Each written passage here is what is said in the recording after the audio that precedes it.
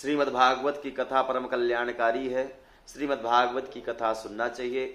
अभी तो श्रीमद् भागवत में श्रीमद् भागवत सुनने के भी दो श्रोता बताए हैं और श्रीमद् भागवत कथा करने के दो वक्ता भी बताए हैं। दो वक्ता हैं श्रीमद् भागवत के, विरक्तो वैष्णवो विप्रह, विरक्त संत हो या वैष्णव ब्राह्मण हो, इनके द्वारा हमें कथा का श्रवण करना चाहिए। और श्रोता मुह रहो रसिका विभाव का, यानी रसिक जन और भावुक जनों को श्रीमद् भागवत कथा सुनने का परम अधिकारी बताया है। रसिक जन और भावुक जन जो चाहते हैं कि मैं श्रीमद् भागवत की कथा सुनूं। कई बार प्राय क्या होता है कि बिना प्रयास की हमें कोई वस्तु मिलती है, हम उसकी कीमत नहीं समझते हैं। इसलिए श्रीमद् भागवत की कथा श्रवण करना चाहिए। परम कल्याणकारी है श्रीमद् भागवत की कथा। श्रीमद् भागवत के मूल परिचय के बारे में हमें जानना चाहिए। श्रीमद् भागवत कहते किसको हैं, श्रीमद् भागवत श्रवण करने से हमें क्या फल प्राप्त होता है। मैं आपको जानकारी के लिए बता दूं कि प्रायः लोग अनुष्ठान, पूजा पाठ, श्रीमद् भागवत कथा इत्यादि अपने संकल्पित कार्य सिद्ध करने के लिए करवाते हैं कि हमारी फैक्ट्री चल जाए, बहुत बढ़िया हमारा काम चले, हमारा परिवार बहुत अच्छा रहे। ये मैं आपको जानकारी के लिए बता दूं कि श्रीमद् भागवत कल्प वृक्ष और चिंतामणि से भी बढ़कर के आगे हैं। सब कुछ देने में सामर्थ्यवान है, सक्षम है। इसलिए कोई धन की इच्छा से कथा करवाता है, धन प्राप्त होता है। कोई मुक्ति की इच्छा से प्राप्त कथा करवाता है, उसको परम कल्याण होता है उसका। श्रीमद् भागवत कथा श्रवण करने से सबसे पहला शब्द है श्री, यानी धन की कोई किसी भी प्रकार की कमी नहीं रहती है, धन प्राप्त होता है। और धन कैसा प्राप्त होता है, श्रीमद, यानी कि मद रहित, अहंकार रहित धन प्राप्त होता है। अपितु धन होते हुए भी अहंकार हमारे शरीर में नहीं आता। अहंकार हमारा सबसे बड़ा शत्रु है और परमात्मा का सबसे बड़ा भोजन है। अहंकार जब आता है तो परमात्मा उसके अहंकार को दूर करते हैं। इसलिए कभी भी किसी भी वस्तु का, किसी भी चीज का, किसी भी सौंदर्य का हमें कभी भी अहंकार नहीं करना चाहिए। अभी तो हमें यहां तक कि अपने ज्ञान का भी अहंकार नहीं करना चाहिए। इसलिए धन प्राप्ति तो श्रीमद् भागवत कथा श्रवण करने से हो ही जाती है। और आगे हमारा परम कल्याण कैसे होता है, श्रीमद् भागवत की कथा सुनने से हमें क्या क्या मूलतः प्राप्त होता है। श्रीमद् भागवत कथा श्रवण करने से हमें ज्ञान होता है। सबसे पहला शब्द क्या है, भा। भा यानी भक्ति। श्रीमद् भागवत की कथा जब हम श्रवण करते हैं तो भक्ति महारानी हमारे हृदय पटल पर प्रकट हो जाती है। और जब भक्ति महारानी प्रकट होती है तो क्या करती हैं, हमारे हृदय में विराजमान 10 दोष, 10 दुश्मन जिनको हम अपना अति मित्र मानते हैं, उनको दूर करती है। 10 शत्रु कौन है हमारे सबसे बड़े, काम, क्रोध, लोभ, मद, मात्सर्य, ईर्षा, द्वेष, छल, कपट। ये 10 दुश्मन हैं जो हमें नरक की ओर ले जाते हैं और विषयों में हमें भ्रमित करके रखते हैं कि यही परम सत्य है, लेकिन जगत सब मिथ्या है, परमात्मा सिर्फ सत्य है। हमारे प्रातः स्मरणीय श्री तुलसीदास जी महाराज कहते हैं श्री रामचरितमानस में, काम क्रोध मद लोभ सब नाथ नरक के पंथ के, काम क्रोध लोभ माद मात्सर्य ईर्षा द्वेष छल कपट, ये हमें नरक के रास्तों में लेकर के जाती है। इसलिए जब भक्ति महारानी हमारे हृदय में प्रकट होती हैं तो उस समय इन 10 हमारे दुश्मनों को दूर करके और हमें परम सुंदर हमारे हृदय को बना देती है, जिसमें ठाकुर जी महाराज विराजमान होते हैं। परमात्मा वहीं विराजमान होते हैं जहां भक्ति महारानी होती है। भक्ति महारानी हमारे भगवान श्री कृष्ण की वांग में प्राण प्रिया प्राण वल्लभा है। जहां भक्ति महारानी होती है वहां परमात्मा जरूर पहुंचते हैं। तो सबसे पहले भागवत कथा श्रवण करने से भक्ति प्राप्त होती है हमें। और दूसरा शब्द है भा और गा। गा शब्द आता है दूसरा। गा शब्द का अर्थ ज्ञान। श्रीमद् भागवत को कथा सुनने से हमें संपूर्ण ज्ञान हो जाता है कि हम कौन हैं, कहां से आए हैं और हमारा वास्तविक कर्म क्या है, हमारा कल्याणकारी मार्ग क्या है।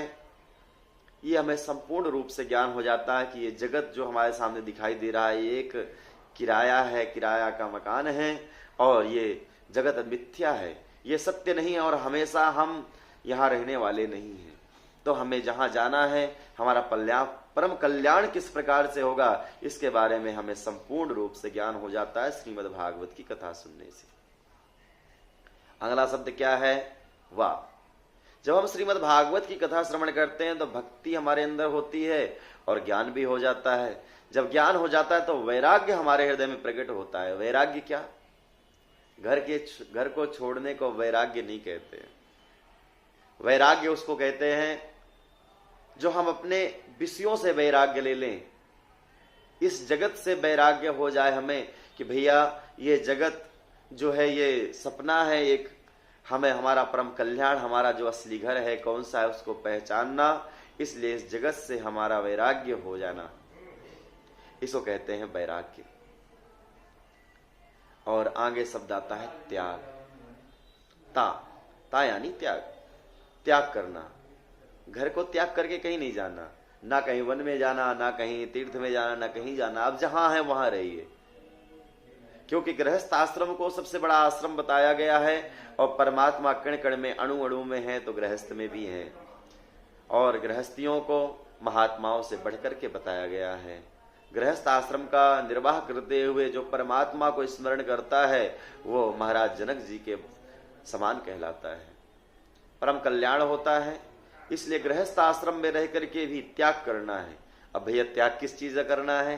त्याग हमें अपने बुराइयों का करना है। हमारे अंदर जो अवगुण भरे हुए हैं उनका त्याग करना है।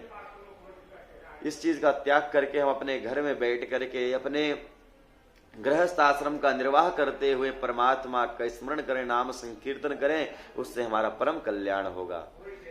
नाम संकीर्तन की बात इसलिए यहाँ पे आती है कि श्रीमद् भागवत में 18,000 श्लोक हैं और संपूर्ण कथा होने के बाद में श्री वेदव्यास जी 18,000 श्लोक के अंतिम श्लोक में कहते हैं, भैया नाम संकीर्तनम यस्या सर्व पाप प्रणाशनम प्रणामो दुख समनम तम नमामि हरिम परम। नाम का संकीर्तन करो, नाम के संकीर्तन से परम कल्याण होगा। नाम संकीर्तनम यस्या सर्व पाप प्रणाशनम, सभी पापों को जलाने में सक्षम है परमात्मा का नाम। किस प्रकार? जैसे जलती हुई अग्नि में एक तिनके को डालो वो हवा में ही जल जाता है, नीचे तक पहुंचता नहीं। इसी प्रकार से जब परमात्मा का हम नाम लेते हैं तो हमारे किए हुए संपूर्ण पाप तत्क्षण नष्ट हो जाते हैं। और इसी के विपरीत जब हम क्रोध करते हैं तो हमारे पुण्य इसी प्रकार से खत्म हो जाते हैं। इसलिए काम क्रोध लोभ को बिल्कुल भी हमारे शरीर में नहीं रखना चाहिए। हमें गृहस्थ आश्रम का निर्वाह करते हुए हमें परमात्मा का स्मरण करना चाहिए। हमारे प्रातः स्मरणीय श्रीपाद गोस्वामी श्री तुलसीदास जी महाराज श्री रामचरितमानस में यही बात स्पष्ट करते हैं। और क्या कहते हैं? कलयुग केवल नाम आधारा। कलयुग में सिर्फ नाम का आधार है। नाम का स्मरण करो, नाम का जप करो, नाम का संकीर्तन करो, इससे ही कल्याण होगा, परम कल्याण होगा। क्यों? आप जरा गौर करना, रामायण आप सभी पढ़ते हैं, सभी सुनते हैं, यहाँ पे एक शब्द लगा है कलयुग केवल। केवल शब्द कहाँ लगता है? जहाँ पे सिर्फ एक ही वस्तु हो। जैसे कि आपके पास कोई एक वस्तु और मैं आपसे कहूँ आप मुझे ये दे दीजिए, तो आप कहें केवल मेरे पास एक ही है, दूसरा नहीं है। वही श्रीपाद गोस्वामी तुलसीदास जी महाराज स्पष्ट करते हैं कि सिर्फ एक ही है जो हमारा परम कल्याण कर सकते हैं, और वो क्या है? नाम संकीर्तन, भगवान का नाम का मंत्र जप हमें निरंतर करते रहना चाहिए। हमें घर में भी सभी को ये ज्ञान देना चाहिए, चाहे वो छोटा बच्चा हो, चाहे वो बड़ा बुजुर्ग हो, सभी को नाम संकीर्तन, नाम का जप करना चाहिए। क्योंकि हम ये सोचे कि हमारी उम्र अभी क्या हुई, 10-15 साल, 20 साल, 50-25 साल के हुए हैं, बाद भी कर लेंगे जब बुढ़ा पाएगा। नहीं भैया, क्षणभंगुर जीवन की कलिका, कल प्रात को जान खिले न खिले। क्षणभंगुर है जीवन, किसी का कुछ पता नहीं है। इसलिए हम यही कहते हैं कि जब भी आपका समय जिस स्थिति में हो, यहाँ तक हमारे गोस्वामी तुलसीदास जी महाराज ने रामचरितमानस के माध्यम से छूट दी है कि भाव कुभाव अनख आलस हूँ, कैसे भी किसी भी स्थिति में भगवान का नाम जपो, नाम जपत मंगल दिस दस हूँ। परमात्मा का नाम लेने से दसों दिशाओं से हमारा मंगल होगा। इसलिए परमात्मा का सदैव स्मरण करते रहना चाहिए। ये नहीं देखना कि हमें माला लेके बैठना है या हम जब घर में हो जब हम जाप करें। नहीं भैया, आप कहीं पे भी किसी भी स्थिति में खाते पीते नहाते किसी भी समय आप मंत्र का जाप कर सकते हैं, परमात्मा के नाम का स्मरण कर सकते हैं। इसी से हमारा परम कल्याण होगा। और श्रीमद् भागवत की कथा इस जीवन में एक बार जरूर सुनना चाहिए। अगर बार बार सुनने का हमें मौका मिल रहा है तो परमात्मा की आहेतु की कृपा समझना चाहिए। श्रीमद् भागवत में आया है, श्लोक है, भाग्योदयेन बहुजन्म समर्जितेन सत्संगमं च लभते पुरुषो यदा वै। जब बहुत से जन्मों के भाग्य उदय होते हैं, बोले कौन कौन से जन्म? बोले जन्म जन्मांतरे भवेत पुण्यम तदा भागवतम लभेत। जन्म जन्मांतर कल्प कल्पांतर युग युगांतरों के जब हमारे पुण्य पुंज प्रकट होते हैं, जब जाकर के हमें श्रीमद् भागवत कथा श्रवण करने का शुभावसर प्राप्त होता है हमारे जीवन में। देह धरे का फले ही भज मन कृष्ण मुरारी। इसलिए कहते हैं कि नाम संकीर्तन करो, कल्याण का मार्ग अपने आप ही प्रशस्त होता जाएगा और हमारे गृहस्थ के कार्य अपने आप ही संपन्न होते जाएंगे। कई लोग ये कहते हैं, महाराज अगर हम भजन करने बैठेंगे तो गृहस्थ कौन चलाएगा? भैया गृहस्थ क्या, हम तो अपना शरीर नहीं चला सकते, गृहस्थ चलाने की तो बात बहुत बड़ी है। मैं एक उदाहरण देता हूं। श्री महाराज अम्बरीश जी महाराज की कथा आपने सुनी होगी, जो एकादशी का व्रत किया करते थे और नित्य प्रति अपने हाथों से चक्की चला करके आटा पीस करके और फिर भगवान का भोग बना करके भोग लगाते थे। दिन भर वो सिर्फ परमात्मा की पूजा में ही लगे रहते थे। और उस समय क्या होता, इतना बड़ा राज, इतना बड़ा साम्राज्य के वो राजा थे, उस साम्राज्य को हमारे श्री ठाकुर जी महाराज चलाते थे और उस साम्राज्य के रक्षा के लिए अपने सुदर्शन चक्र को उन्होंने छोड़ा कि आप इनके राज्य की रक्षा और सुरक्षा देखेंगे। और एक सबसे बड़ी बात आपको बताएं, जब वो चक्की चलाते, चक्की चलाने में पसीना आता है, जब पसीना आता था तो हमारे श्री ठाकुर जी महाराज अपना दुपट्टा लेकर के उनको हवा करते थे। और जब अम्बरीश जी महाराज कहते हैं, अरे प्रभु ये उल्टी गंगा क्यों बहा रहे हो आप? तो भगवान कहते हैं, अरे भैया जब तुम मेरे लिए अपना पसीना बहा सकते हो तो मैं क्या तुम्हारा पसीना सुखा नहीं सकता? तो परमात्मा के हाथ में जो अपनी हम बागडोर सौंप देते हैं तो परमात्मा अपने आप ही हमारे ऊपर कृपा करने लगते हैं। अर्जुन का उदाहरण लीजिए आप।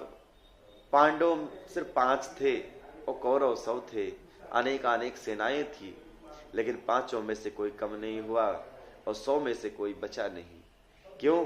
अर्जुन ने भगवान का सहारा लिया था, अपने रथ का सारथी भगवान को बनाया था। इसलिए हम भी अपने ये जीवन रूपी गाड़ी का सारथी हम परमात्मा को बना लें, जिससे परमात्मा हमारे इस जीवन रूपी गाड़ी को बड़े प्रेम से चलाते हुए हमारा परम कल्याण कर देंगे। इसलिए जरूर श्रीमद् भागवत कथा कहीं पे भी हो आप जरूर सुने। कथा सुनने से